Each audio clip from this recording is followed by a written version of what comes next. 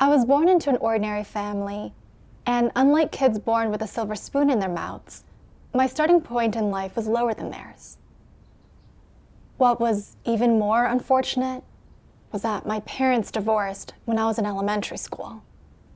I was placed in a boarding family near my school by my father, and later I moved in with my aunt and grandmother. When kids of my age found out about my family background, they distanced themselves from me, and I always felt inferior to others. At night, I often cried and felt that things were unfair, wondering, why have I been given such a bad fate? I closed myself off and barely talked to anyone. I saw strong female CEOs on TV surrounded by flowers and splendor, and I envied them, thinking that they had gotten a truly good fate. I thought about how I was living under someone else's roof and being looked down upon. And so I resolved to myself, when I grow up, I'll make something of myself, just like the women on TV, and I'll make those who look down on me see me in a new light. However, the divorce of my parents left a shadow over my childhood, and I often felt pain and sadness, and I became self-conscious and reclusive. Later, I followed my grandmother in believing in the Lord Jesus, and when I was 16, I accepted the work of Almighty God of the last days. I learned that the source of human suffering is Satan's corruption, and that God's work in this stage is to save people from sin and to bring people into a beautiful destination. I thought about how rare the opportunity of God's salvation in the last days is, and how God's work is about to end. And so I gave up my studies and trained to do my duties in the church. In the church, I saw that whenever the brothers and sisters had problems, they would ask the leaders, and the leaders would then fellowship solutions. The brothers and sisters all seemed to hold them in high regard, and I envied them, thinking, I've got to pursue well, so that maybe in the future, I can become a leader or a worker. Then I won't just be an ordinary follower, but a leading figure. After that, no matter what duties the church assigned to me, I tried my best to do them. And the brothers and sisters praised me for being young and having good caliber, and they encouraged me to pursue well. I felt quite pleased, thinking, it seems I'm a promising candidate for cultivation. I've got to keep pursuing well. So I actively did my duties. I didn't feel tired even when I had to travel far to water newcomers. And come rain or shine, I didn't delay in my duties at all. I just hoped that my efforts and sacrifices would be noticed by the brothers and sisters, and that one day I would be selected as a leader or a worker. But every time there was a church election, I wasn't selected. And after 3 years, I was still doing text-based duties. I didn't understand, and I wondered, am I only meant to do text-based duties? Is this really my place in the church? In February 2019, I became responsible for the church's text-based work, and I felt quite pleased, thinking this was a turning point. I thought to myself, maybe this is God training me in advance. It seems I still have a future in God's house. To be a leader, one must be able to fellowship the truth to solve problems. So I too must practice fellowshipping God's words to solve the problems of the brothers and sisters. I've just become responsible for text-based work, and after training for a while, maybe I can become a leader. Once during a gathering, I happened to hear that a newcomer had been selected as a leader, and I felt bitter, thinking, this newcomer, who's only believed for a little over a year, is taking on such an important role. I've believed in God for several years, so why hasn't such a good opportunity come to me? Why am I stuck in the same place? Text-based duties are important, but they aren't as visible as being a leader or a worker. There's a big difference between the two. I couldn't help but cry as I pushed my bike along. After that, I lost the heart to do my duties. In 2022, adjustments were made to the textual personnel, but I continued to do text-based duties. I felt really dejected and thought, how come after all these years of believing in God, I'm still doing text-based duties? Am I only suited for text-based duties? Could it be that I'm not fated to become a leader? Don't God's words say that whatever duty we undertake, and whenever we do it, it is all according to God's predestination and sovereignty? Maybe I'm just destined to do text-based duties. I thought of a brother who was a few years older than me. He became a leader in the church shortly after finding God, and later he became a preacher. I felt that he was born to be a leader, but that no matter how hard I tried, I would never get the chance to become a leader or a worker. That I had no future for development, and that this was just how my life would be. After this, whenever the supervisor asked me to do something, I would do it, but I'd no longer actively strive to do better. And sometimes when I noticed problems in my duties, I felt no motivation to resolve them. The results of my work were declining more and more, and the supervisor pruned me for not making progress in my duties and for having a passive attitude. I knew deep down that I was being passive in my duties, but I didn't have much understanding of my issues. Later, I read God's words exposing the issue of despondency, and only then did I begin to understand my state. Almighty God says, "You see someone who is always despondent and passive when they do things, unable to muster up any energy. Their emotions and attitude are not very positive or optimistic, and they always express such a negative, blaming, and despairing attitude. You give them advice, but they never listen to it. And although they admit that the way you've pointed out to them is the right way, and your reasoning is great, yet when they do things, they cannot muster up any energy and are still negative and passive.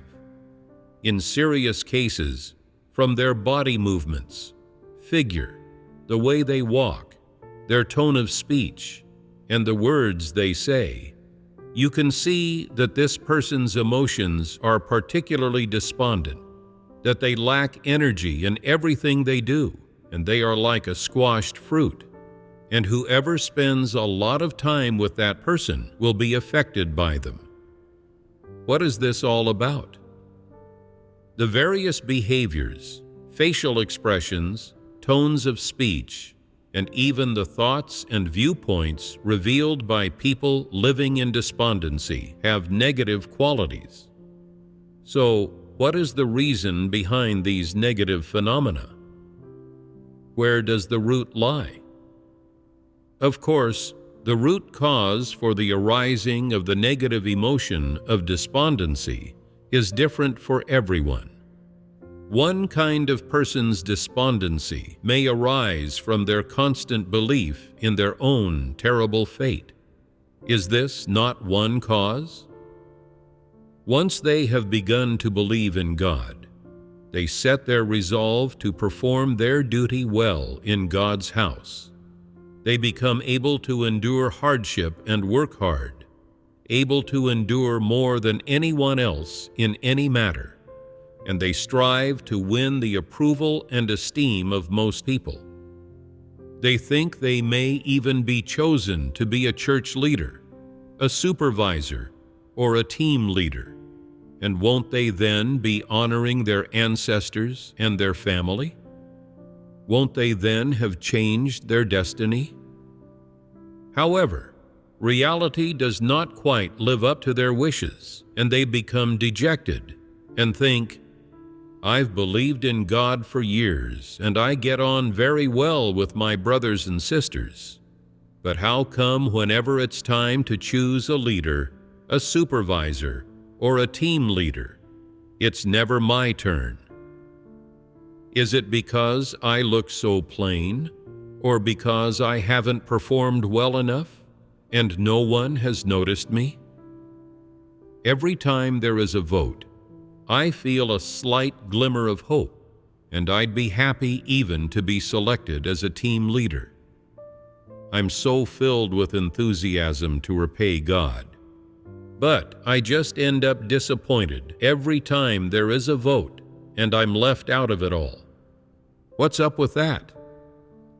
Could it be that I'm truly only able to be a mediocre person, an ordinary person, someone unremarkable my whole life? When I look back at my childhood, my youth, and my middle-aged years, this path I've trodden has always been so mediocre, and I haven't done anything noteworthy. It's not that I don't have any ambition, or that my caliber is too lacking, and it's not that I don't exert enough effort or that I can't endure hardship. I have resolves and goals, and I can even be said to have ambition. So why is it that I can never stand out from the crowd? In the final analysis, I just have a bad fate and am destined for suffering. And this is how God has arranged things for me. The more they dwell on it, the worse they think their fate is. After reading God's words, I finally understood that my increasing passiveness and negativity in my duties were due to fallacious perspectives on things. I thought that not being able to become a leader or a worker and stand out meant I had a bad fate, and that only becoming a leader or a worker would give me a future and show I had a good fate. In order to be chosen as a leader or a worker, I worked hard to equip myself with God's words. And whenever I noticed issues with the brothers and sisters' states, I proactively sought out God's words to fellowship and help. When my fellowship achieved results, I thought I had caliber and could solve actual issues, and thought that one day, if everyone saw my abilities, they might choose me as a leader. But no matter how hard I tried, I remained stuck doing text-based duties. In particular, when I saw brothers and sisters who had believed in God for less time than me, already becoming leaders and workers, I thought they had a good fate, and that they had been born to be leaders and workers. But after several years of doing text-based duties, I felt like I was stuck in place, unnoticed in the church, and just an ordinary person. So I blamed this problem on my bad fate, thinking that God wasn't favoring me and that the duty he had predestined and arranged for me was poor. And so I became increasingly unmotivated in my duties. When the results of my work were poor, I didn't reflect on myself.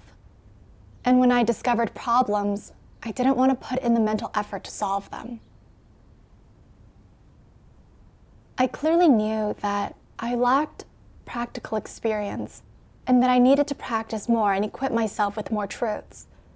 But I was unwilling to put in the effort, and I gave up on myself. It was as if I were stuck in a swamp, slowly being consumed by it and powerless to escape. The impact of my despondency was truly massive. Later, I saw the exposure of God's words, and I began to understand my fallacious perspectives. Almighty God says, God long ago predestined people's fates, and they are immutable. This good fate and bad fate differ from person to person, and they depend on the environment, on how people feel and what they pursue. That is why one's fate is neither good nor bad. You may live a very hard life, but you might think, I'm not looking to live a high-end life. I'm content with just having food and clothing. Everyone suffers during their lifetime. Worldly people say, you can't see a rainbow unless it's raining, so there's value in suffering.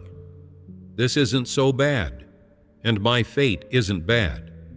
Heaven above has given me some pain, some trials and tribulations. That's because He thinks highly of me. This is a good fate. Some people think that suffering is a bad thing, that it means they have a bad fate, and only a life of no suffering, of comfort and ease, means they have a good fate. Non-believers call this a matter of opinion. How do believers in God regard this matter of fate?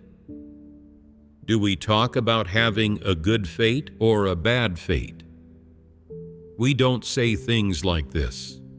Say you have a good fate because you believe in God. Then if you don't follow the right path in your belief, if you are punished, revealed, and eliminated, then does that mean you have a good fate or a bad fate? If you don't believe in God, you cannot possibly be revealed or eliminated. Non-believers and religious people don't talk about revealing people or discerning people, and they don't talk about people being cleared out or eliminated. It should mean people have a good fate when they are able to believe in God. But if they are punished in the end, does that mean then that they have a bad fate? 1 minute their fate is good, the next their fate is bad. So which is it? Whether someone has a good fate or not is not something that can be judged. People cannot judge this matter. It is all done by God, and everything God arranges is good. It is only that the trajectory of every individual's fate, or their environment, and the people, events, and things they encounter, and the life path they experience during their lives are all different. These things differ from person to person. Every individual's living environment and the environment in which they grow, both of which are arranged for them by God, are all different. The things every individual experiences during their lives are all different. There's no so-called good fate or bad fate. God arranges it all, and it is all done by God. If we regard the matter from the perspective that it is all done by God, everything God does is good and right.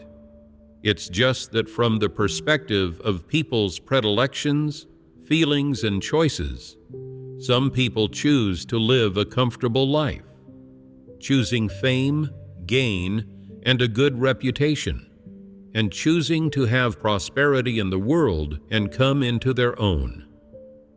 They believe that this means they have a good fate, and that a lifetime of mediocrity and being unsuccessful, always living at the bottom of society, is a bad fate.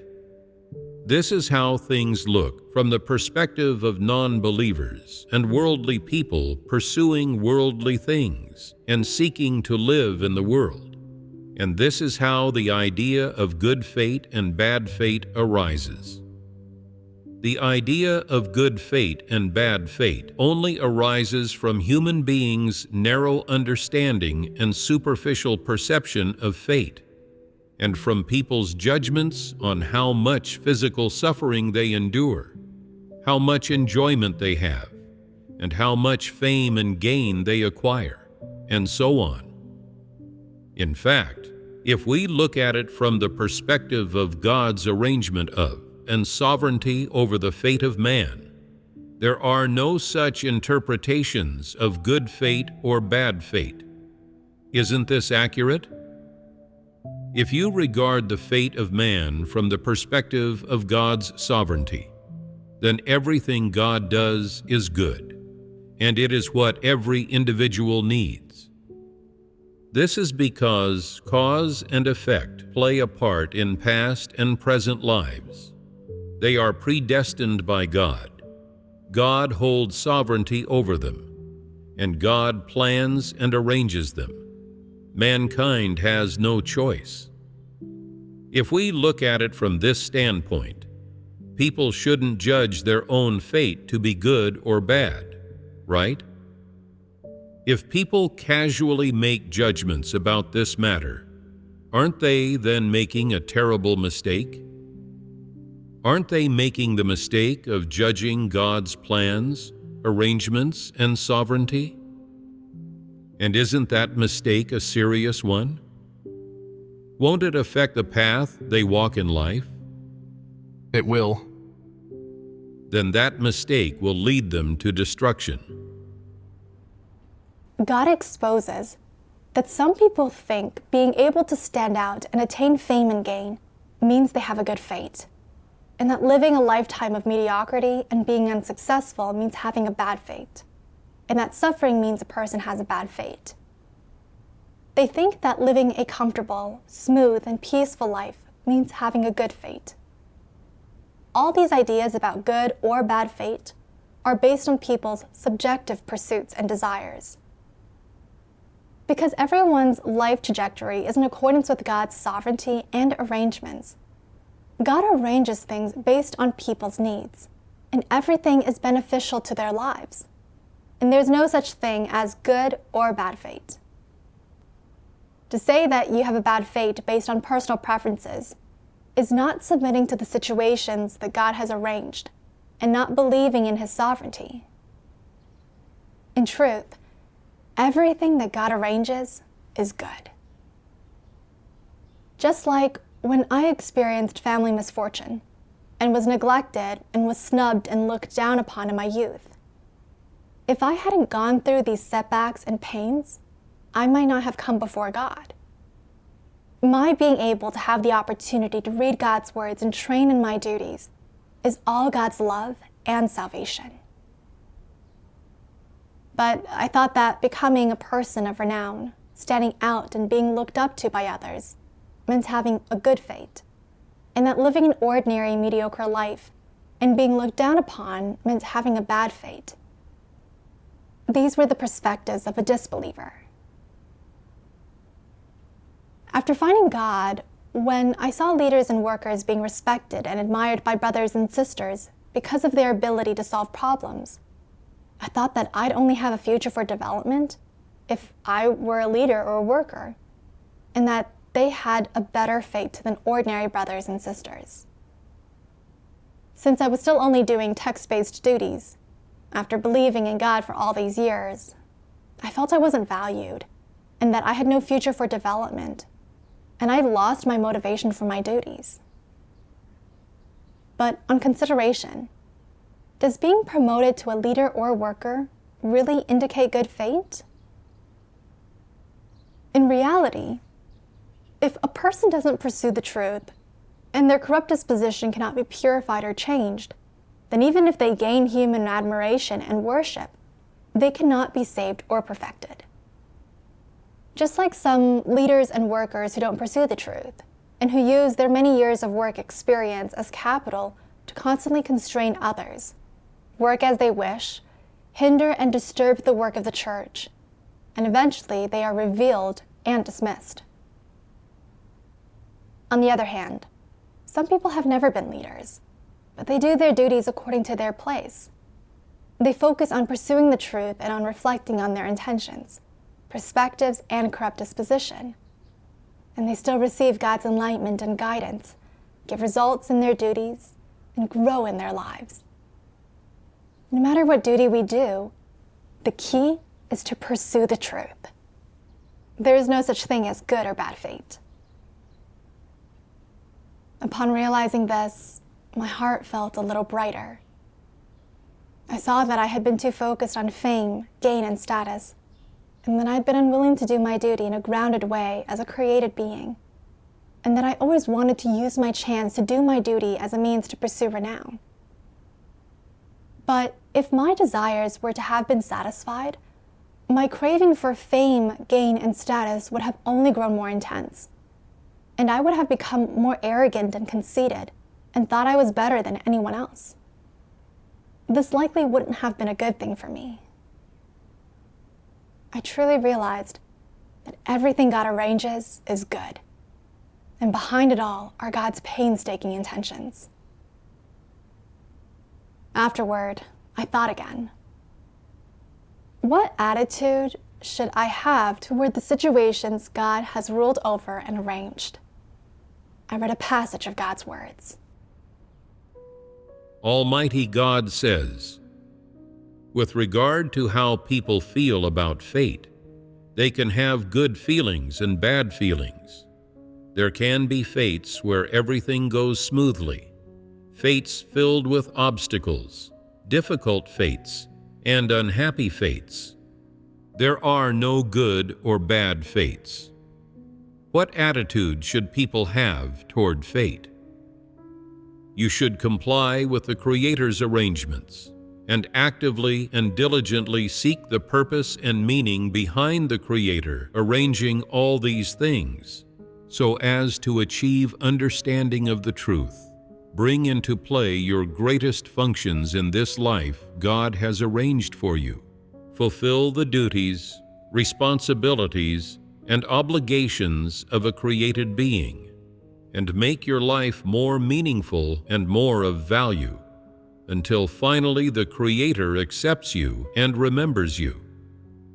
Of course, it would be even better if you could work hard to attain salvation through seeking and accepting the truth. That would be best. In any case, with regard to fate, the most appropriate attitude created mankind should have is not one of arbitrary judgment and definition, or using extreme methods to deal with it. Of course, much less should people try to resist, reject, or change their fate, but rather they should use their hearts to appreciate it and seek, explore, and comply with it, and then face it positively. Finally, in the living environment and life journey set up for you by God, you should seek the way of self-conduct God teaches you. Seek the path God requires you to take, and experience the fate God has arranged for you in this way. And in the end, you will be blessed. When you experience the fate the Creator has arranged for you in this way, what you come to experience is not just sadness, sorrow, tears, pain, setbacks, and failure. More importantly, you will also experience peace, joy, and comfort, as well as the enlightenment and illumination bestowed upon you by the Creator with regard to the truth. What's more, on your path in life, when you become lost, or when you are faced with setbacks and failures and choices to make, you will experience the Creator's guidance. In the end, you will attain the understanding, experience, and appreciation of how to live the most meaningful life. Then you won't ever become lost in life again. You won't ever be in a constant state of anxiety again. And of course, you won't ever again complain about having a bad fate. Much less will you sink into despondency because you feel your fate is bad. If you have this attitude and you use this method to face the fate the Creator has arranged for you, then it is not only the case that your humanity will become more normal. You will come to have a normal humanity, and you will have the thinking, viewpoints, and principles for viewing things of normal humanity. Even more so, you will, of course, come to have the views and understanding on the meaning of life which non-believers will never have. After reading God's words, I understood that regardless of whether a person feels their fate is good or bad, they should submit to God's orchestrations and arrangements. Seek what God's intention is in a situation, and fulfill their duties and responsibilities. This is what aligns with God's intention. So I pondered to myself, I've always been doing text-based duties. What is God's intention in this? I thought about how, when things happened, I didn't know how to seek the truth and rarely put effort into pondering God's words. Through doing text-based duties, I had been able to make up for these deficiencies, allowing me to learn to diligently ponder God's words and reflect on my corrupt disposition. This was beneficial to my life entry. At the same time, this situation revealed that I valued status too much, and that when my desire for status wasn't satisfied, I wanted to give up. I realized that what I pursued in my faith was status, not the truth. After encountering repeated setbacks, I began to become aware of the wrong path of pursuing status, and I became able to let go of my ambition to become a leader and do my duties in an earnest and upright way. I also reflected on why I hadn't been chosen as a leader.